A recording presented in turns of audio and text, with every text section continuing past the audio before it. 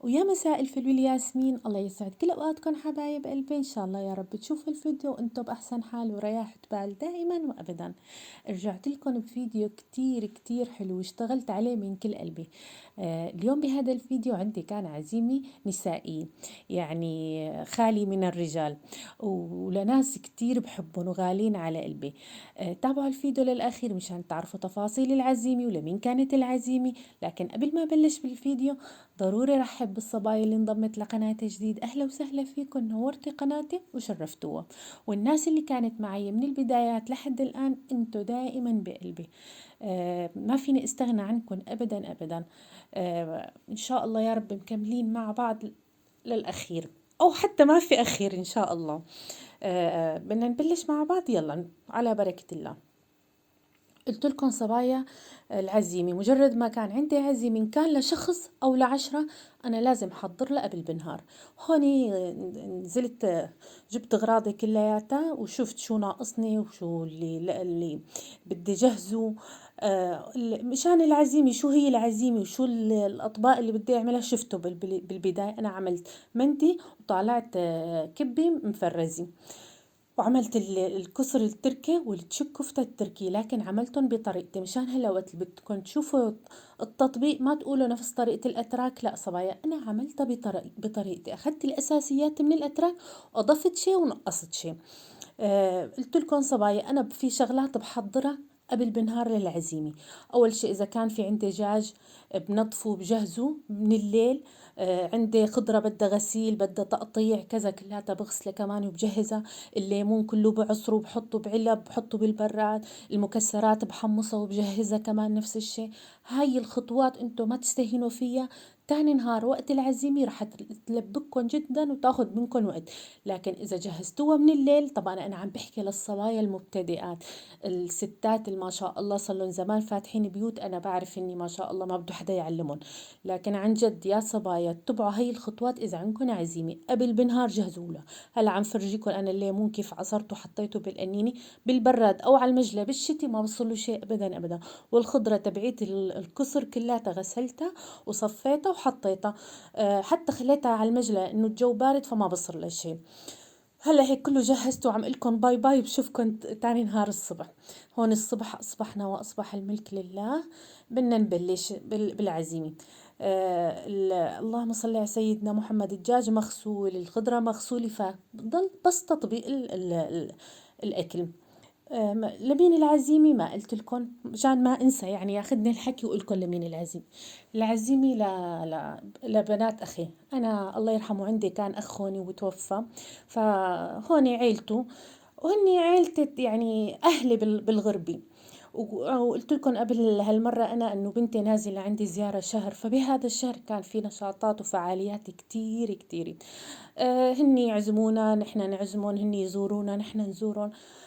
فهيك أجواء حلوة، منه بنكسر الروتين ومنه بغربتنا بنتسلى، يعني بالغربة مين إلنا غير بعضنا.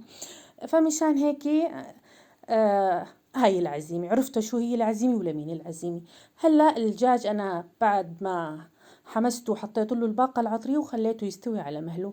هون بدي انقع البرغل تبع الشكفتة، تشيك أو تشيك كفتة، والله ما بعرف شو بيقولوا لا، يمكن بالضبط تشيك كفتة يمكن أو شيكوفتة، ما بعرف. المهم هاي هي. والقصر، القصر بده يكون حبته وسط، لا خشنة كتير ولا ناعمة كتير. اما التشيك كفتة صبايا بدها تكون ناعمة الحبة. اما التشيك كفتة عادي مي باردة نقعه. اما البرغل تبع القصر نقعوه بمي سخنة سخنة مزبوط يا صبايا. هلا الجهتين انا نقعتهم بمي سخنة لاني مستعجلة، صار الوقت اني بدي لحق ايش طبقهم يعني. وهون الرز تبع المندي كمان غسلته ونقعته. هلا هي الخطوة انجزت فيها وحطيت الغراض كلها على جنب وجهزتها. والدجاج عم ينسلق. شو بدي اشتغل هلا الخطوة اللي بعدها؟ اللهم صل على سيدنا محمد. البرغل بدي اطحنه. هلا التشكفتة بيعملوها ببيض، وبيعملوها اللهم صل على النبي بطحين، وبيعملوها بلحمة، وبيعملوها ببطاطا الاتراك. طحين وبيض البيض بحطوه ني صبايا هيك بيعملوه يعني، ومع الطحين ومع البرغل، وبيعملوه ببطاطا وقسم تاني بهبرة. هلا الهبرة هيك نية نحنا ما رح ناكلها، وبيض منا متعودين يعني. فالبطاطا لقيتها انسب شيء، وانا عملتها مرة على القناة يعني، نزلت جارتي وعملت لي اياها. رجعوا شوفوا الفيديو وبتعرفوا الخطوات على طريقة تركية المزبوطة. لكن انا هالمرة بدي اعدل عليها شوي. هني بكتروا لها كتير حر، انا ما بدي احط لها هذا الحر الكتير، وبحطوا توم كتير، انا ما حطيت توم ابدا، اللي بحب التوم يحط لها توم. هلا انا طحنت البرغل تبع الكفتة وحطيته على جنب، بدي اشتغل على ضيافة الحلو. اصلا لو انه كان معي وقت، انا المفروض من الليل كنت عامله الحلو، لكن الوقت سرقني وتاخر، اجلت للصبح. يلا مو مشكله. الصبح بالوقت اللي عم ينسلق الدجاج انا عملت بدي اعمل لهم البسكوت مع، اللهم صل على النبي، البودنج، وفوق منه طبقه جيلي. حطيت البسكوت صفيته بالجاط، والبودنج سهل يعني، مكتوب الطريقة عليه بالتفصيل يعني، ما بده شيء، يمكن كاستين ونص حليب لكل ظرف. هون بعد ما عملت البودنج حطيته فوق البسكوت، وبدشره لحتى يبرد على الأخير، وبحط طبقة الجيلي عليه. يعني حلا خفيف وبسيط بنفس الوقت. يعني واحدة من بنات أخي عندها أطافيل، عندها 4 أولاد، فالأولاد بحبوا هيك حلويات، ما بيرغبوا كتير للبقلاوة والكنافة، بينبسطوا بهيك حلويات. أنا بحب أعمل شيء الناس الموجودة عندي تحبه وتاكله وتتهنى فيه. هلا هيك هي خلصت منها وارتحت منها، حطيتها على جنب لتبرد.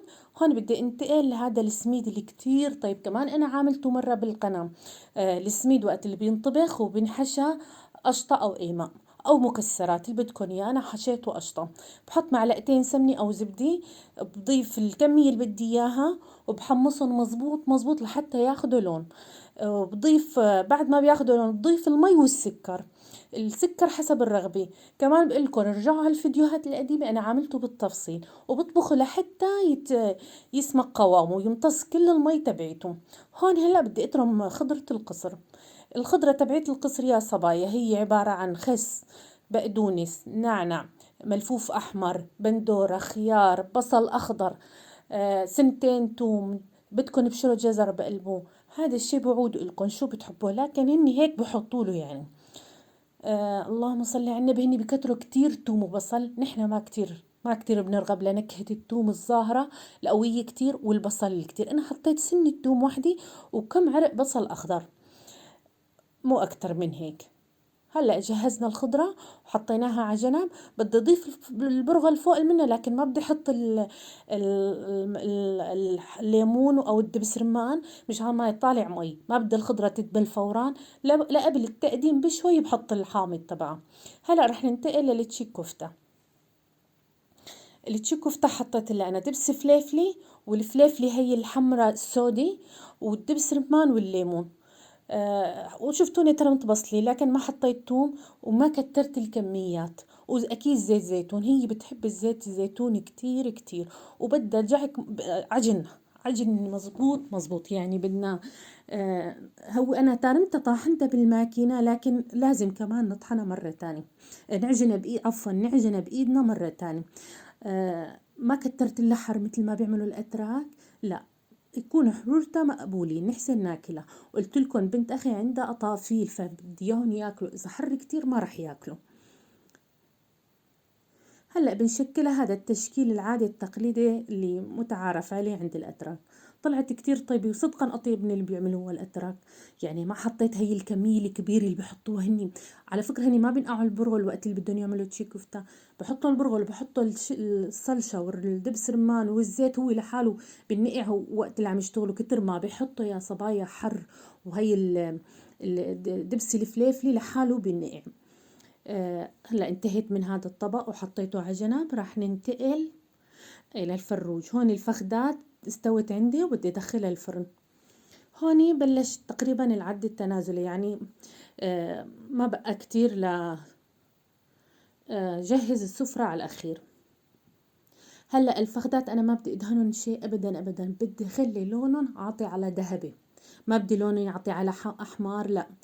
هون عملت الجيلي، وبعد ما برد تماما البودينج أضفت الجيلي فوق منه، بده يكون بارد على أخير، وبحط طبقة بسكوت كمان. هلا هاي بهاي الخطوة اختياري، إذا بدكم حطوا بسكوت بدكم لا تحطوا، لكن مع الجيلي كتير طيب، بيعطي طعم كتير طيبة للبسكوت، هيك حموضة على البودينج، مع يعني هيك خليط كتير حلو. هون المكسرات بدي أحطها على جنب.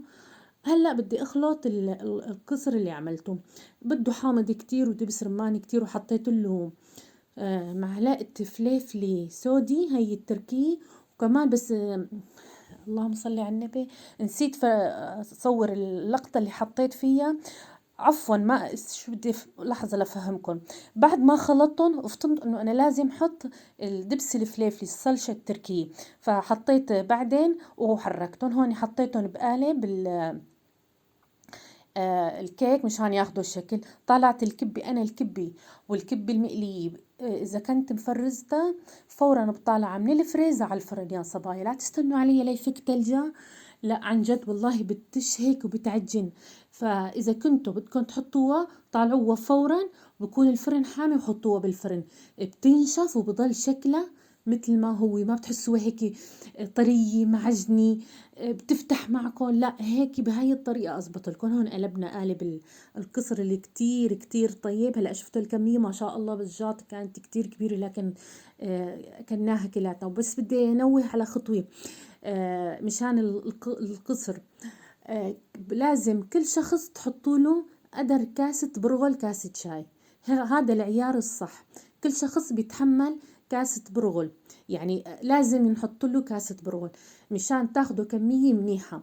إذا قللتوا الكمية، لأنه هذا ما مثل البرغل الناعم ينفش وياخد هيك يعطي كمية كبيرة، لا. هون المندي عندي جهز، وهلا بدنا نسكب الغدا. شايفين ما شاء الله كيف الرز هيك مفلفل بياخد العقل. اللي وصلت معي لهون وما حطت لي لايك، يا ريت تحط لي لايك فضلا وليس امرا. والله انبسطنا واشتهيناكم كلياتكم، كل غالي عقل بيشتهت يكون معاي بهاي السفرة الحلوة. شايفين الفخدات؟ قلت لكم ما دهنتن شيء ابدا ابدا، ما بدي لونهم يعطي على حمار، بدي لونهم يضل ذهبي وبيقرش قرش، ما بصلوا شيء ابدا ابدا بالفرن.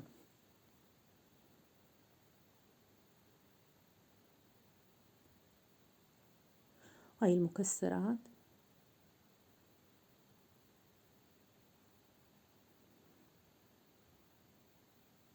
هون الكبة طلعتها من الفرن. شايفين شكلها ما تغير ابدا ابدا، لانه فورا من الفريزر على الفرن حطيتها، ما استنيتها لحتى هيك فك تلجة وطرت لا لا لا. وهي هيك كانت السفرة لليوم، ان شاء الله تكون عجبتكم، ودائما بيوتي وبيوتكم عمراني بالعزايم. وبشوفكم باذن الله تعالى في فيديوهات جديدة وروتينات جديدة، والسلام عليكم.